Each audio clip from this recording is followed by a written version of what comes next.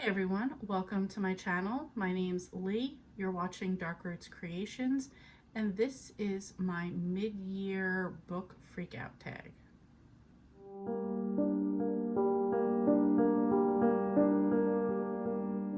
So first off, I just want to apologize if this video is dark. I normally have a ceiling fan light on over here.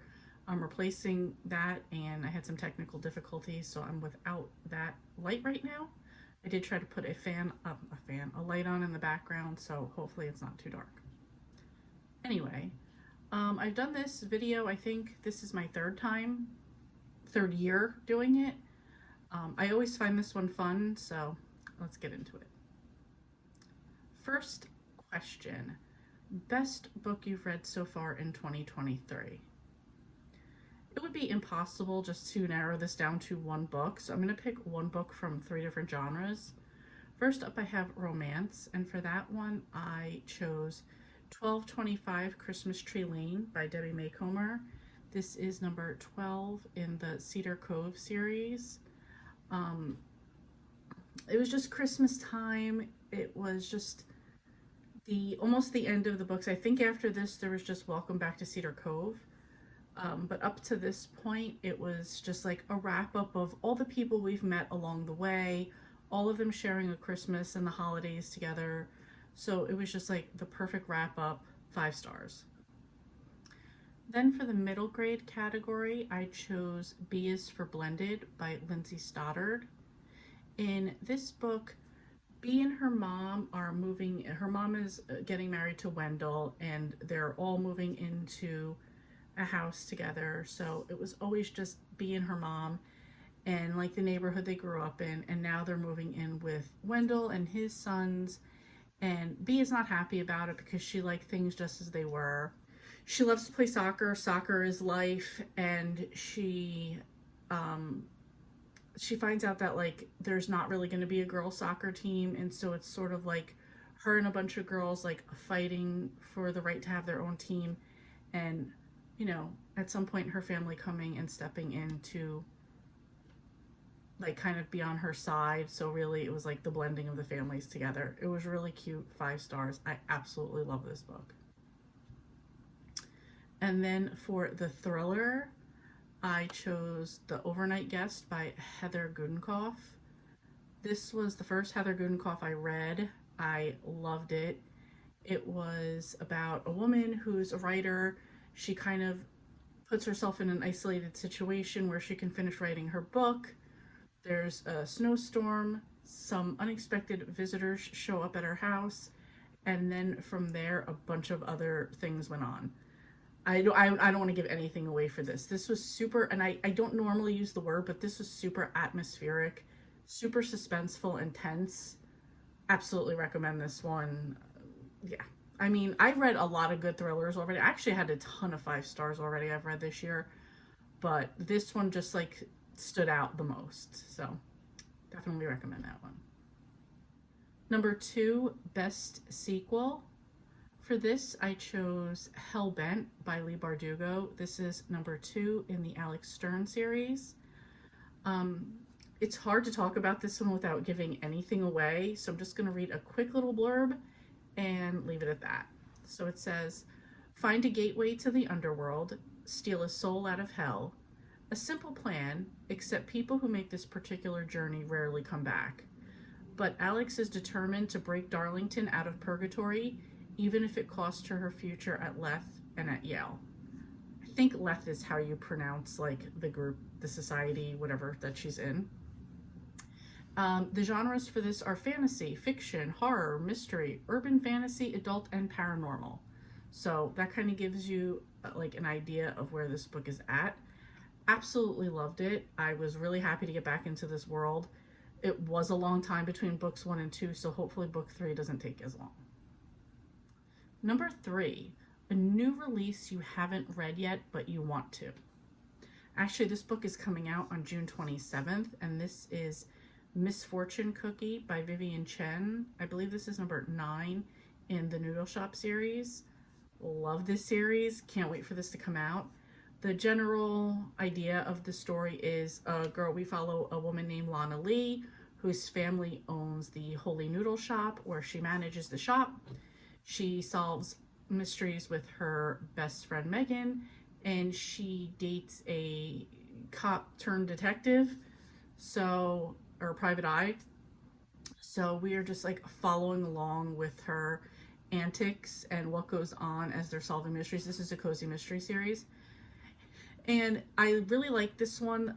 Like, I listened to the first 3, the rest didn't come out. I started reading them. Absolutely love this story. I love her family dynamic. I love the relationship between her boyfriend. I love the relationship between her and her best friend. It's just a really good, fun, cozy mystery, and I've been waiting very much for this one to come out. So that will be, what, like 2 weeks. Number 4 is most anticipated book for the second half of the year. So I took this to be like July and on. And I still had a bunch that I could pick from, but I'm going to go with The Hawthorne Brothers by Jennifer Lynn Barnes. This is number 4 in the Inheritance Game series.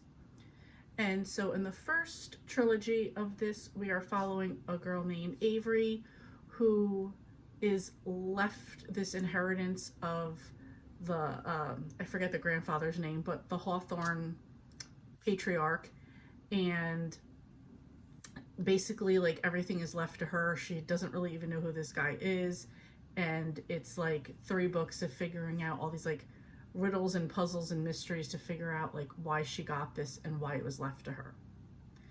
In the meanwhile, there are 4 brothers, the Hawthorne brothers, and they are very competitive.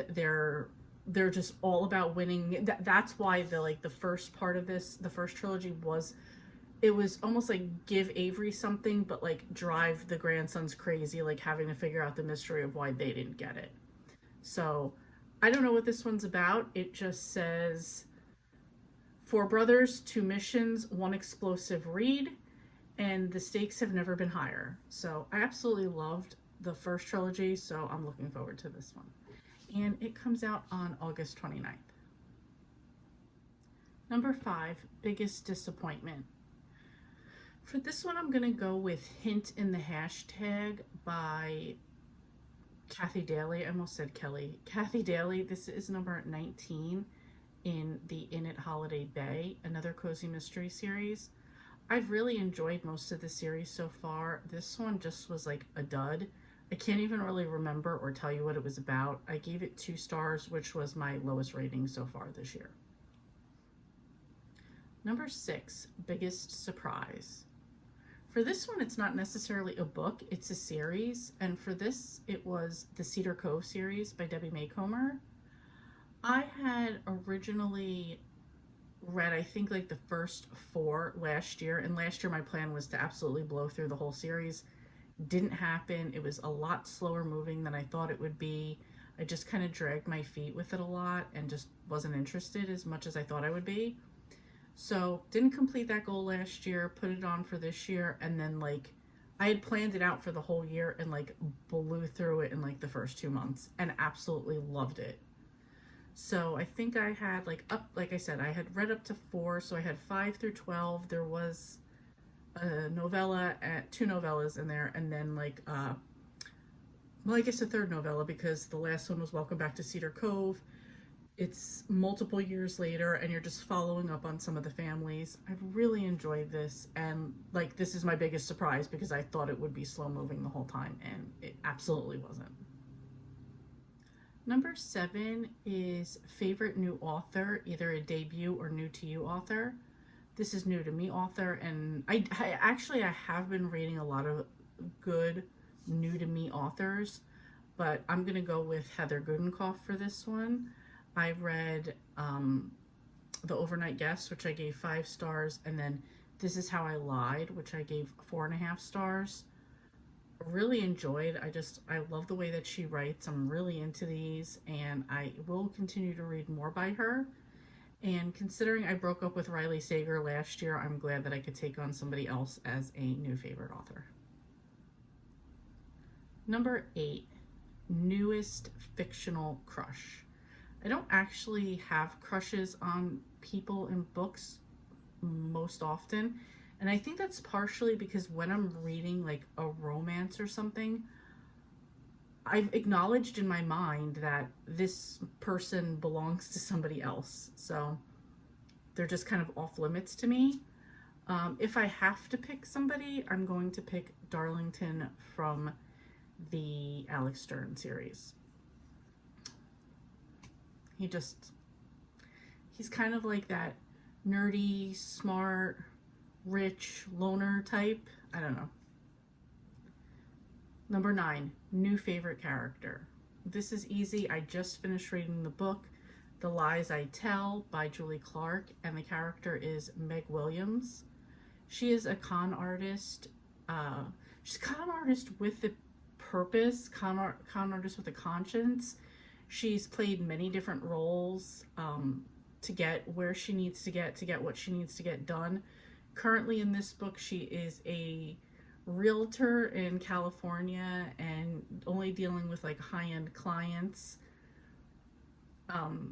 There was a reporter, Kat, who's trying to like, she knows of her and she's trying to like catch her and write a story about her. So it was like a dual perspective, but like Meg just spot on, loved her. There won't be another book about her, but I wish that there was. Number 10, a book that made me cry. I went back through all the books and none this year so far, so maybe later, maybe the second half. Number 11, a book that made you happy. For this one, I'm gonna go with Caring for Her Amish Family by Carrie Light. This was part of the love-inspired inspirational romance line by Harlequin, I believe. And in this one, there's a woman, an Amish woman, Anka, who lives, it's her house, but her brother, her sister-in-law, and their kids live with her. She just really is just like all about living the Amish life. She doesn't want to get involved in anything. She just enjoys her life as it is. Her English nephew is coming to live with her. Her brother and sister-in-law aren't really thrilled with that, so she kind of wants to go live in like a cabin on her property. It needs to be fixed up. She asks a new guy, Josiah, in town if he could do the work for her. And from there, they kind of get to know each other. And as these books do, there's a romance. I just thought it was really sweet. I like the way that things flowed. I like how they cared about each other. And it was just like one of those like happy, feel-good books. So I really, just thinking about it now just makes me happy. So there you go. Number 12, most beautiful book you got this year. Either you bought it or it was given to you. I picked this up a month ago at a library book sale, and this is The Second Mrs. Astor by Shana Abe. I just thought it was like a very pretty, classic looking woman on the cover. Really, that's it, just pretty. So I think that's it for what I've got so far this year. Haven't read it yet, haven't even opened it. Like I said, got it at a book sale. It's like literally still been booking. It's literally still been sitting in a bag. I want to do a book haul of books I got at the library sale, Free Little Libraries, and Audible. So we'll get to that at some point, but I thought that was a really pretty cover. And number 13 is books you need to read by the end of the year. This is always a loaded question because the answer is all of them, but I will pick 3. So the first one, probably no surprise to anybody, is The 5-Star Weekend by Ellen Hildebrand. I believe it just came out, or it's just about to come out. Just haven't gotten to it yet. June 13th it came out, so 3 days ago. I'll get there. Also is The Thieves' Gambit by Kavion Lewis. And all I'm going to read is, this is all I needed to read, was The Inheritance Games meets Ocean 11. That's all I needed to see. This comes out to September 26th, so I do have a little bit to wait for it, but definitely on my list. And the third would be The Morwood Family Rules by Helen K. Dimon. This came out on April 25th. And again, Knives Out meets Ocean 8 meets The Nest. That's all I needed to see for that as well. So actually, now that I know that one's out, I might push that one up. Anyway, so that's it. That's the tag. That's my freak out. Not really freaking out, just maybe a little bit. Just wanting to like read these books now, and I have other plans, which we all do. Anyway, if you want to do the tag your it. If you want to answer the questions and you don't have a channel, please put them down below. I would be really interested to see people's answers for this. Thank you so much for watching, and I will see you next time.